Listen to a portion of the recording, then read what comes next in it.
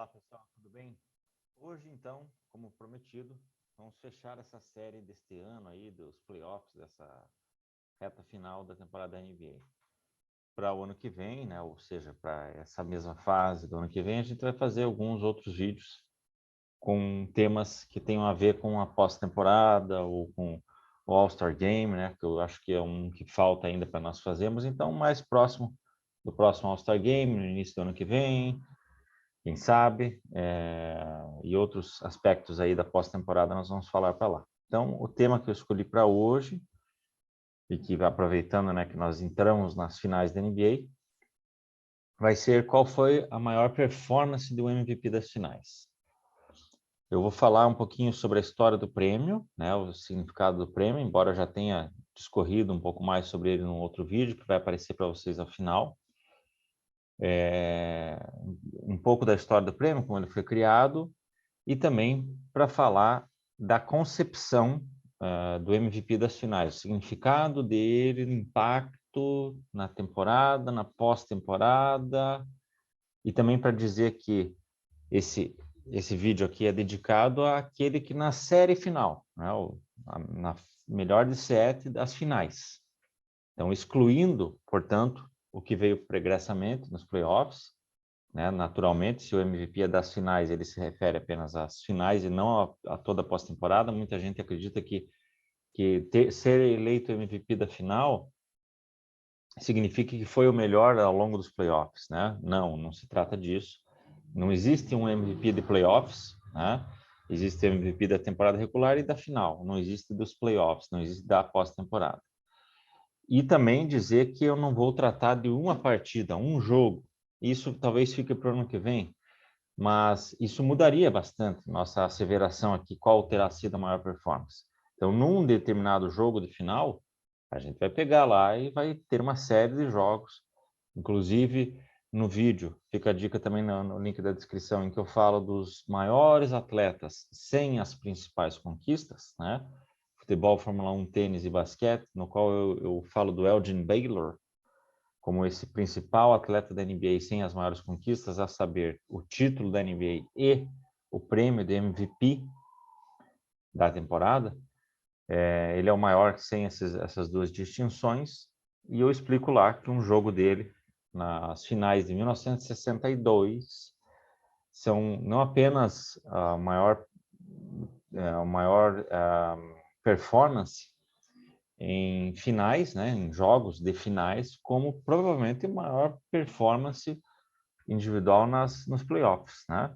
Em todos os playoffs, em todas as rodadas, seria o principal jogo. Então, talvez fica aí a dica já do que seria futuramente, mas eu não vou falar então de um jogo de final que foi a maior atuação. Nós teríamos outras N para falar.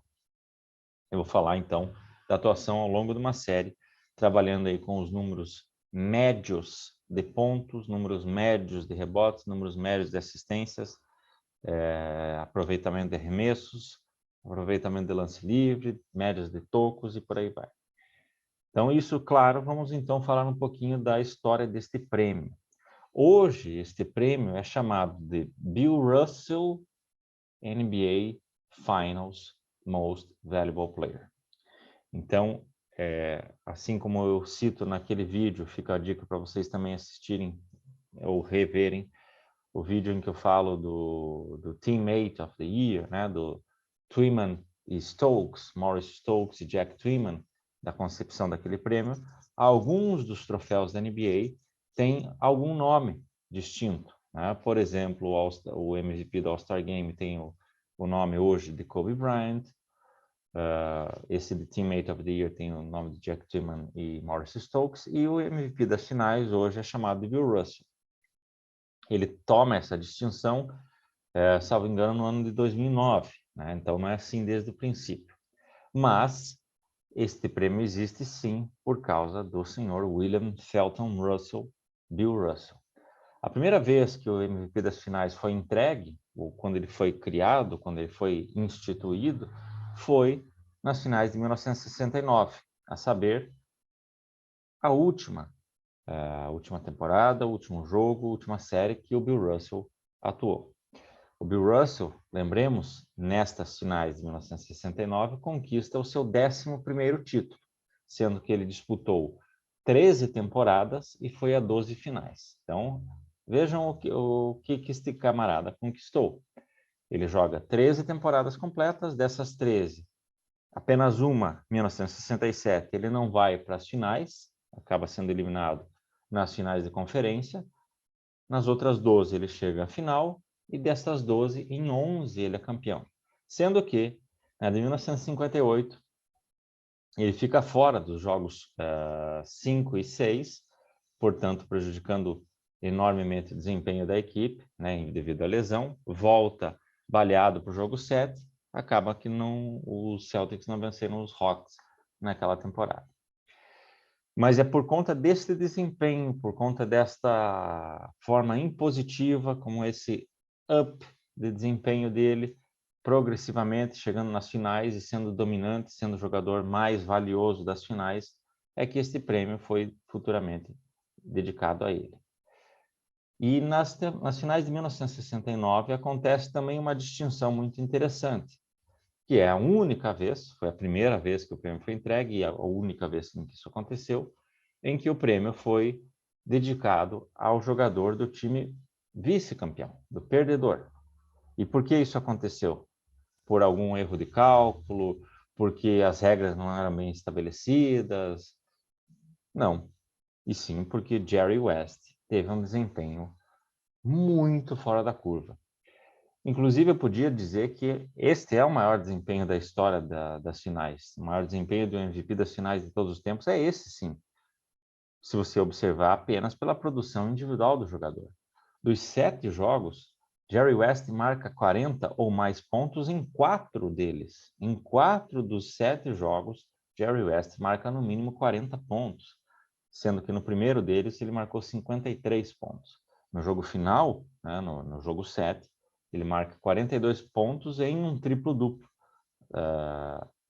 Então, realmente, eu não vejo comparativo muito claro com todos esses outros que eu vou dizer para vocês. Apenas do ponto de vista estatístico, nenhum outro chama mais atenção do que este. Mas é claro que, para considerarmos um maior desempenho, nós temos que levar duas coisas em consideração. A primeira delas é que apenas o desempenho em pontos, né? A gente sempre pensa em pontos. Quem pontuou mais foi o melhor desempenho. Para vocês terem ideia, dos 3 maiores desempenhos na história das finais, em pontos médios, né? Os 3 maiores médios de pontos, o segundo e o terceiro também são de jogadores que atuaram pelo time perdedor. O Rick Barry, em 1967, e o Elgin Baylor, outrora citado aí, nas finais de 1962. Eles faziam parte dos times que foram vice-campeões e tiveram médias superiores a 40 pontos.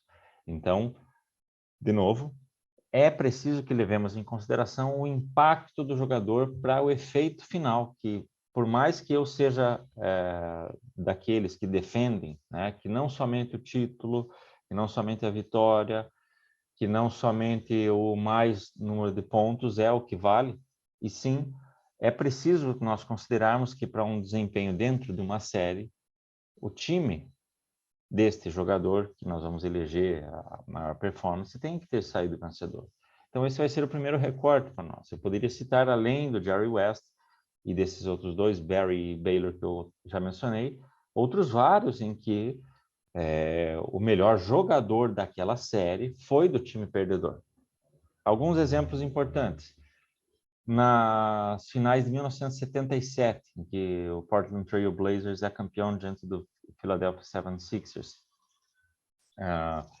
o Dr. J, né, Julius Erving, a quem nós temos um vídeo dedicado, fica também aí na descrição o vídeo sobre o Dr. J, teve um desempenho muito bom, muito bom. Também jogos com 40 pontos, foi para jogo 7, mas o MVP das finais foi o Bill Walton, dos Portland Trail Blazers, com médias próximas de 20 pontos e 20 rebotes. Então, uma performance excelente, mas, sobretudo, porque o time dele foi campeão.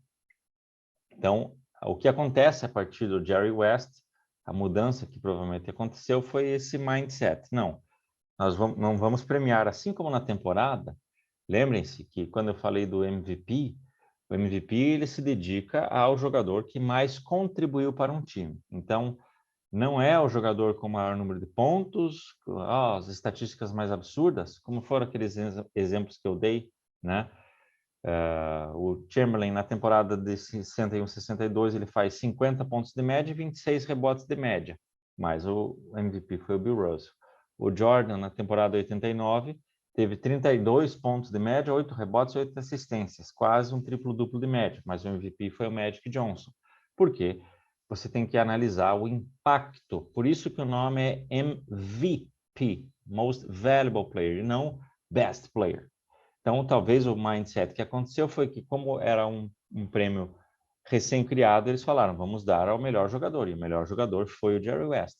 Mas, como nós vamos chamar de Most Valuable Player, temos que entregar necessariamente para o jogador do time campeão.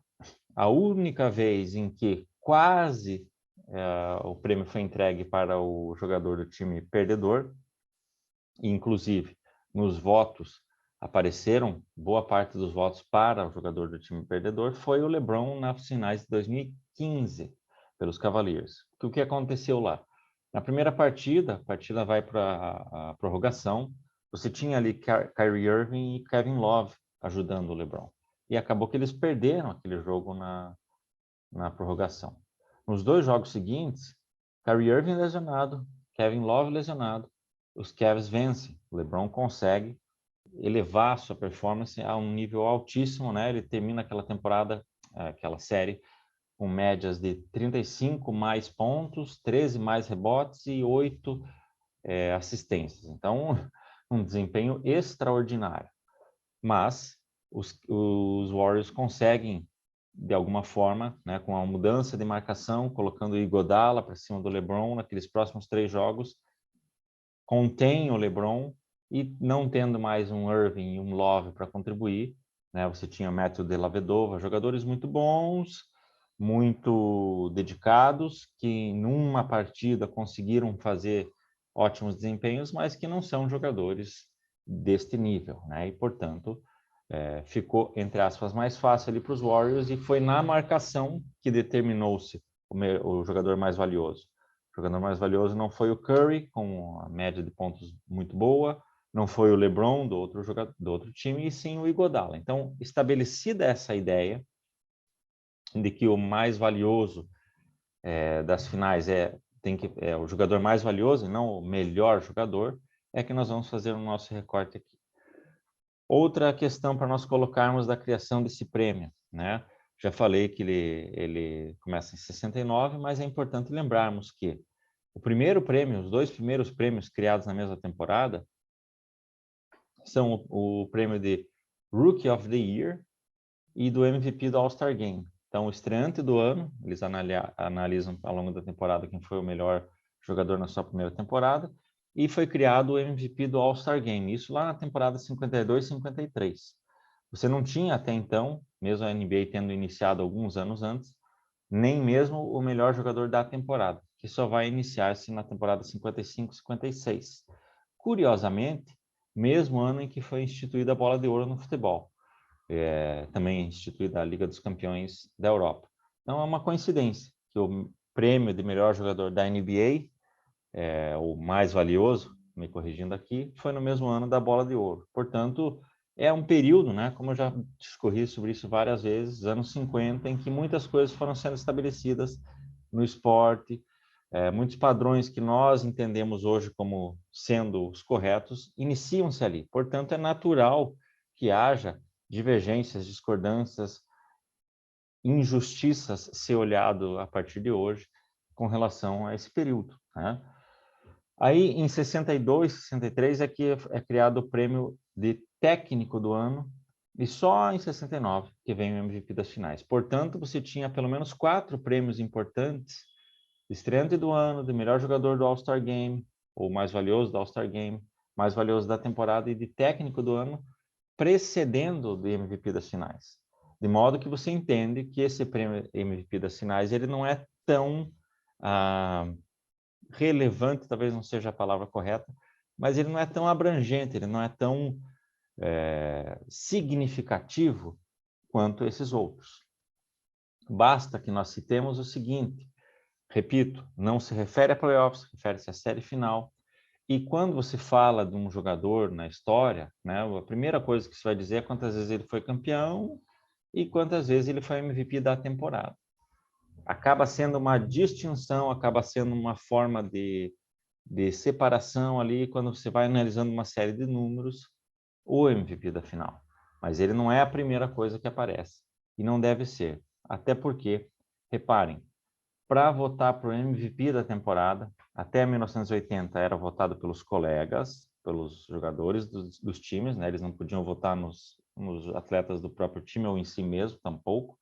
Eles votavam nos outros. Então, até 1980, assim que era feita a votação, e desde 1980 pela imprensa, né? Os MVPs das finais sempre foi pela imprensa, mas tem um importante, que mesmo hoje, para o MVP da temporada, você tem 122 jornalistas votando, dando seus votos e escolhendo.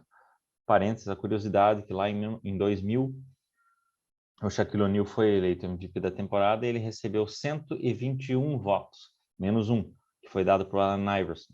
Então, ele não foi MVP unânime por conta disso, porque um jornalista desses 121, 122 decidiu que o Allen Iverson, que é um ótimo jogador, não tinha sido. Se eu não me engano, esse jornalista até reportou que fãs do Shaquille O'Neal ligaram para ele, ameaçaram ele de morte, etc. E, de todo modo, o único MVP unânime da história é o Curry na temporada 2015-16, né? Mas não significa que ele ter sido o único unânime seja uma temporada MVP superior à dos outros todos. E sim, que ali alguém não tinha menos intenções, talvez o briefing já era mais claro, então uma série de coisas que vão mudando ao longo da história. Mas para os MVP das finais, você tem apenas 11 jornalistas votantes. Esse exemplo que eu acabei de dar do LeBron 2015, de 11 votos, ele recebeu 4, né? Sendo derrotado, ele recebeu 4 votos e os outros 7 foram para o Iguodala. Então fica muito claro aí a diferença da importância do MVP das finais para a história, do MVP das finais para a representatividade do jogo, né? Do quão bom esse atleta e também para a diferença do grupo que elege quem é o MVP das finais. Então, nós vamos partir desse recorte. Quem foi eleito MVP das finais? Não vou falar daqueles que deveriam ter ganhado o MVP das finais, daqueles que poderiam ter ganhado o MVP das finais. Eu vou falar de 69 até 2021, quem foi eleito, e desses eleitos é que nós vamos fazer o nosso recorte. Então, portanto, a galera que vai até 68, infelizmente não vai entrar aqui para a nossa contabilização, né? Porque eu estou falando de quem ganhou o prêmio, por mais que retroativamente você possa dizer que naquela temporada o MVP foi X, Y, Z, nós vamos tratar dos que de fato ganharam. E dos que de fato ganharam, apenas entre eles, nessa análise, nesse cotejo. Tá bom? Então, vamos lá. Eu vou colocar aqui alguns critériozinhos de toda essa peneira que nós fizemos. Agora nós vamos afunilar. Então, feita a peneira, vamos para o funil. O funil vai passar por alguns critérios. Não é exclusivamente a pontuação. Tem que também se levar em consideração rebotes, aproveitamento de arremessos, assistências, eventualmente tocos, né, consideradas as posições desses jogadores que vão ser eleitos. Vou levar em consideração também não apenas a qualidade do adversário, e isso vai ser baseado nas posições desses times na temporada regular. Exemplo, uma temporada em que o time, né, deste campeão, deste MVP da final, o time dele foi o primeiro colocado na temporada regular, com 65 vitórias, por exemplo, e o time das finais classificou-se lá na conferência outra, em terceiro, e chegou nas finais com todos os méritos, mas teve ali na temporada regular coisa de 50 vitórias. Então você já tem um gap considerável entre esses dois times. De modo que o fato de vencer é mais do que esperado, né? Você está num time consideravelmente superior, então não é tanto pelo jogador e nem tanto apenas pelo jogo coletivo, mas sim porque há um gap desses adversários. Exemplo, os MVPs das finais do Kevin Durant em 2017 e 2018 são merecidíssimos. Ele foi o jogador mais importante, foi o mais decisivo, estatisticamente também foi o melhor, era o melhor do time, mas é claro que havia ali uma distância entre o Warriors e o Cavaliers que deixa a coisa um pouquinho mais nebulosa. Então, o Kevin Durant mereceria e merece estar entre os melhores de todos os tempos, talvez até entre os 10 de todos os tempos, mas ele não vai chegar para nós aí entre as principais atuações de MVP das finais na história, né? Naturalmente, repito, além de ele estar num time imensamente bom, com craques do lado dele, havia uma diferença brutal que foi se acentuando, né? Assim, em 2015 o Warriors era melhor, em 2016 era também melhor, em 2017 era muito melhor, em 2018 era quase que uma... Não deveria nem ser uma final, né? Não deveria ter sido uma final. Então, finais de 4-0 e eventualmente até finais de 4-1 não vão entrar também para a nossa lista. Pode parecer um pouco arbitrário, mas eu estou levando em consideração essa diferença. Talvez a única distinção que eu possa levar em consideração em 4-0, em que você tinha um grande time do outro lado, é as finais de 95. Então, uma menção honrosa para o desempenho do Hakeem Olajuwon naquelas finais de 95. Ele foi soberbo, ele foi um grande jogador, decisivo, né? Mesmo tendo ali do seu lado Clyde Drexler, que é um ótimo jogador, e outros nomes importantes, Robert Horry. Do outro lado, você tinha Shaquille O'Neal, Penny Hardaway, Horace Grant, né? Então, jogadores históricos, jogadores de grandes desempenhos em finais em todos os tempos. E foi um 4-0, né? Esse Orlando Magic que eliminou o Chicago Bulls, de Michael Jordan, nas semifinais da conferência. Então, fica uma menção honrosa para o Hakeem. Mais de 30 pontos de média, mais de 13 rebotes de média, uma grande atuação, né? Ficaria para nós aí com uma menção honrosa. Então, chegando aí a 6 grandes desempenhos, agora vou falar de 6 grandes desempenhos. Desses 6, 2 vão ficar fora da nossa lista final. Os 4 restantes, eu vou citar 2 que, por alguns motivos, não vão ser os 2 principais, até chegar nos 2 maiores desempenhos de MVPs das finais da história. Então, as outras 2 menções aí para o nosso top 6 são soberbas atuações, mas por alguns desses critérios, dentre eles o adversário e tudo mais, vão ser as seguintes: Larry Bird, em 1986, e Tim Duncan, em 2003. Larry Bird, em 86, foi fenomenal. Lembramos que ele foi também MVP da temporada, seria MVP das finais. Nessas finais, ele teve as seguintes médias: 24 pontos, 10 rebotes e 9 assistências. Eu estou arredondando os números, tá? Sempre para não ficar nos vírgula X, que é para equalizar esses números. Então, ele teve 9,7 rebotes, 9,5 assistências, 24,2 pontos, 24, 10, 9. Uma atuação fantástica. Contra os Houston Rockets, que era um ótimo time. Não me lembro a posição exata que eles ficaram na classificação, vou colocar para vocês ali, mas não tinha também um gapzinho, né? O Boston Celtics de 1986 é votado aí, cotado entre os melhores times de todos os tempos, né? Ele fica ali naquela lista final de 6 maiores equipes da história da NBA numa temporada. Também, então, isso vai tirar um pouquinho o mérito, muito embora você estava com o Rockets com o Hakeem Olajuwon, mas era o ápice daquele Celtics. Tinha um Bird com McHale, Parrish, Dennis Johnson e outros grandes jogadores ali, mas foi uma atuação fora de série. Mesma coisa pode ser dita do Tim Duncan, 2003. O que mais me chama a atenção é que ele teve média, foi uma série terminada em 6 jogos, né, 4-2, ele teve média de 5,3 tocos por jogo. Então, você pense, um jogador que dá 5 tocos numa partida de temporada regular já é uma performance absurda. Pô, o cara deu 5 tocos num jogo, né? Já chama atenção. Se isso acontece numa partida de playoffs, chama mais atenção ainda. Se isso acontece numa partida de final, caramba, que atuação. Mas o cara teve isso de média, portanto, ele teve mais de 30 tocos nesses 6 jogos, é um absurdo. Somado aí uma ótima pontuação e uma grande performance também em rebotes.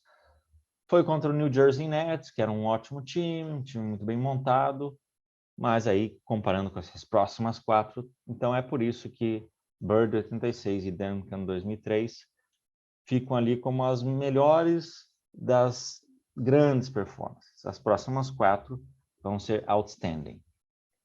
Então vou citar aquelas duas que ficam ali batendo na porta, mas acabou que no finalzinho não entram para as duas finais, que são as atuações de LeBron James em 2016 e de Shaquille O'Neal em 2000. LeBron contra os Warriors, já várias vezes citado aqui no canal, como a cesta do Kyrie Irving, como a maior virada da história, como a maior jogada defensiva de todos os tempos. Então são vários predicados que tornam esse jogo 7, em especial, um absurdo. Mas a performance do LeBron ao longo de toda a série foi fantástica. Do ponto de vista estatístico, é talvez a mais completa. Por quê? Ele teve mais de 2 tocos de média ao longo dos 7 jogos, mais de 2 roubadas de bola de média ao longo dos 7 jogos, mais de 10 rebotes, quase 9 assistências e também quase 30 pontos. Então, arredondando, 29, 11, 9, 2, 2. E tem um detalhe, ele foi, de todos os jogadores presentes na série melhor de 7, o que mais roubou bola, de todos os presentes, o que mais deu tocos, de todos os presentes, o que mais pontuou, de todos os presentes, o que mais pegou rebotes, e de todos os presentes, o que mais deu assistência. Então, ele liderou todas as 5 estatísticas naquela série, tendo jogadores muito bons do lado dele e melhores ainda do outro lado.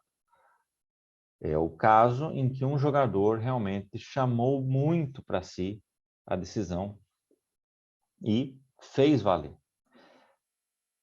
Mas então deveria talvez ser considerada a melhor de todos os tempos. Não, nós vamos citar essas outras duas que vão ficar ali na frente como ainda melhores.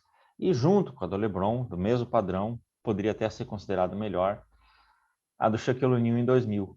Termina 4-2 também, contra o Indiana Pacers, que ainda tinha um Red Miller, já no ocaso da sua carreira, mas ainda assim um grande jogador, e alguns outros bons nomes, como Jermaine O'Neal, me lembro, me fugiu, Jalen Rose, né, que hoje é comentarista. Era um bom time, mas também havia uma diferença. Então, a diferença entre o LeBron e o Shaq nesse sentido é que o adversário do LeBron era muito superior, né? Ao passo que o do Shaquille O'Neal um pouco inferior. Mas a performance do Shaq, também do ponto de vista estatístico, poderia ser colocada como a melhor de todos os tempos. Foram mais de 38 pontos de média, mais de 38,3 pontos de média, e, se eu não me engano, 13 rebotes de média, né? Somados aí a 2 tocos e 2 assistências também. Absolutamente dominante. Ele vem de uma temporada de MVP quase unânime, todos menos um votaram nele como MVP, então ele estava no seu ápice.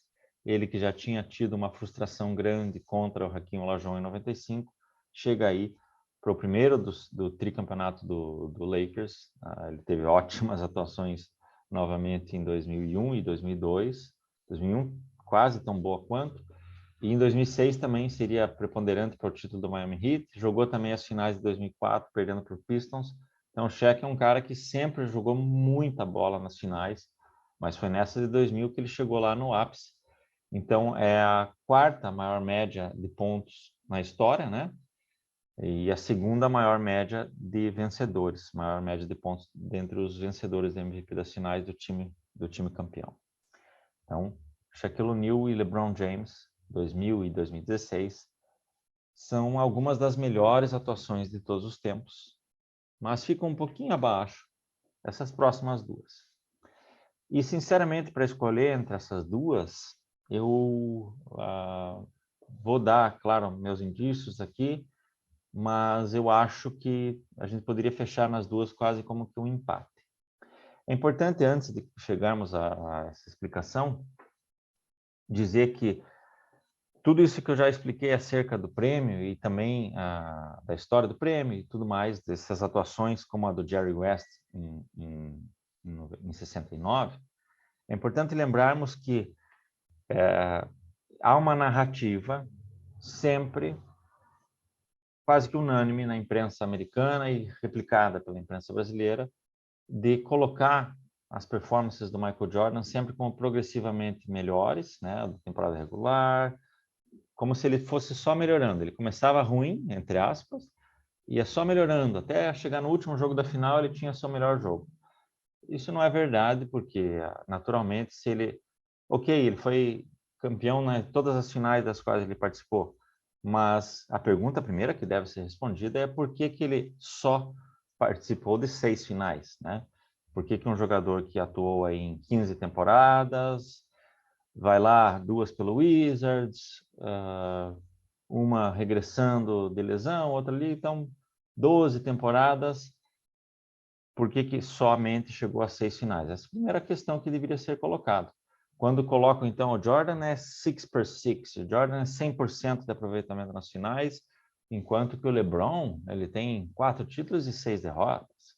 Ou o Magic Johnson tem 5 títulos e 4 derrotas. O Kareem tem 6 e 4.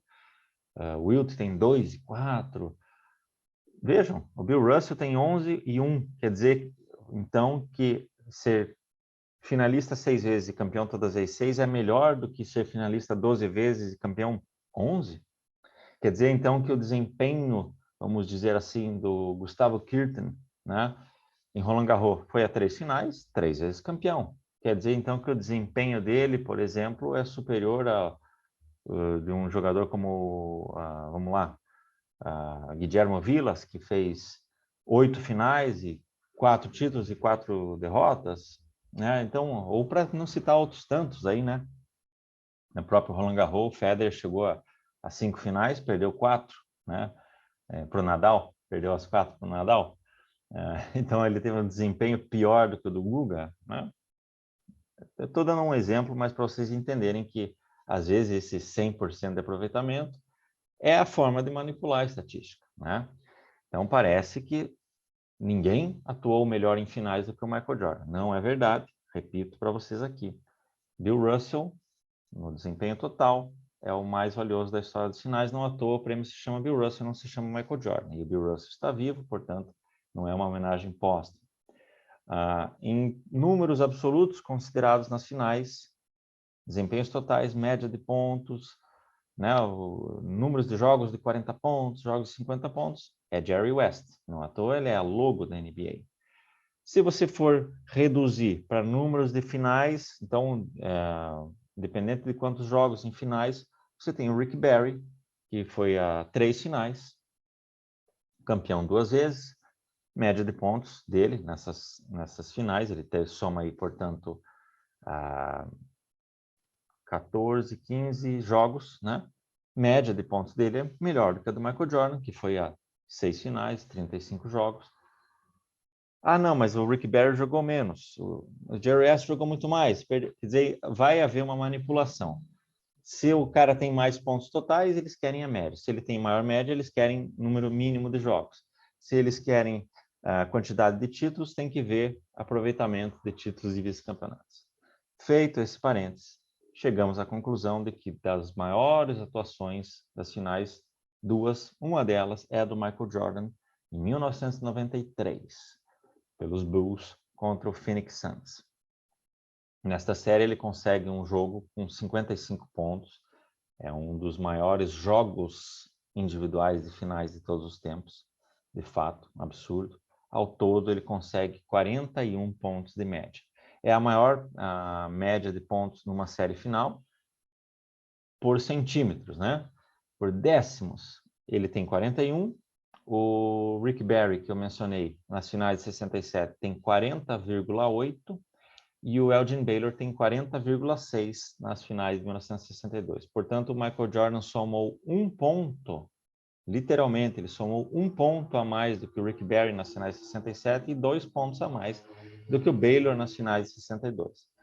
De tal modo que apenas a pontuação do Michael Jordan não é o que nós consideramos para ser uma das maiores atuações em finais de todos os tempos. E sim, ele foi aquele jogador que contribuiu completamente para o time, né? As médias dele não chegam no triplo-duplo, mas são 6,3 rebotes e 8,5 assistências. Né? Excelentes números, excelentes números. E no final, né, acaba que o título, a cesta do título é marcada pelo John Paxson, mas numa jogada desenhada, e o Jordan que comandou tudo aquilo.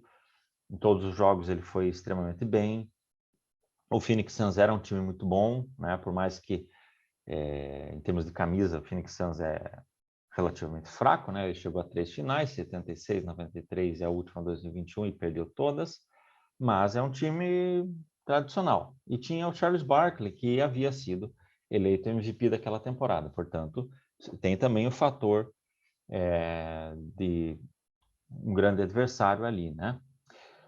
Mas, e aí eu coloco para vocês decidirem, junto a essa, temos a atuação do Magic Johnson nas finais de 1987.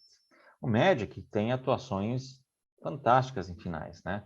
Tirando a final de 84, que ele comete alguns erros decisivos e umas falhas ali que, né, não deveriam, não correspondem ao tamanho dele, mas no mais ele sempre teve desempenhos muito acima da média.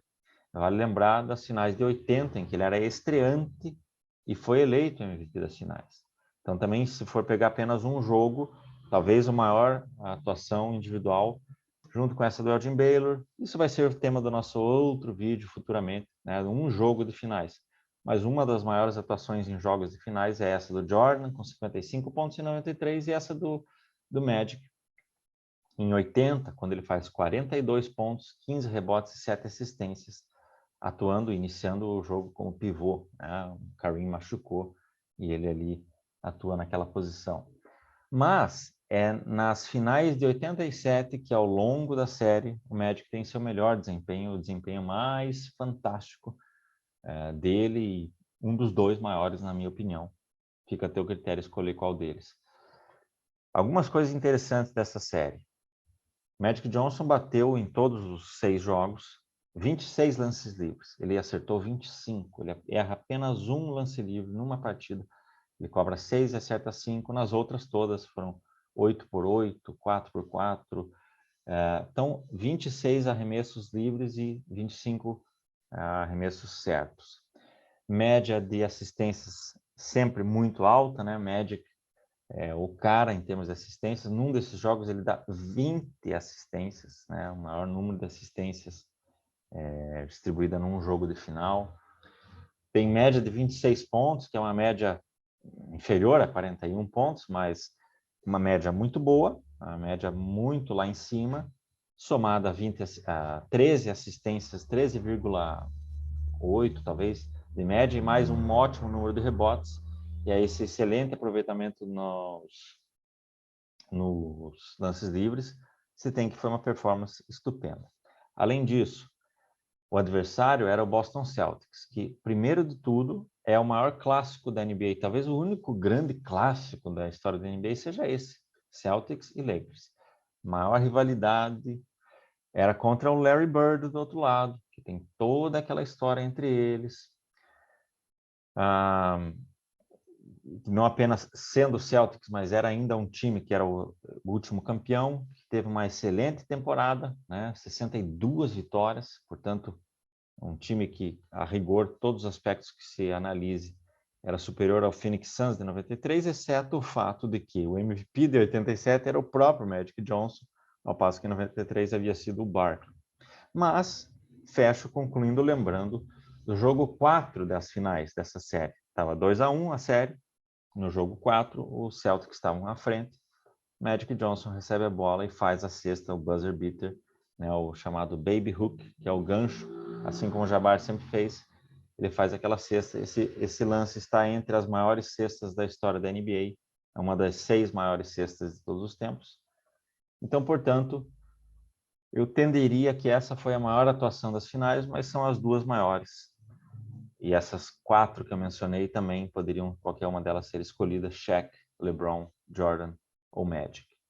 Então, esses são os maiores as maiores performances individuais, os mais valiosos jogadores nas respectivas finais de todos os tempos. Vamos aguardar para ver quem vai ser desse ano aí. Beleza, pessoal? Um abraço a todos.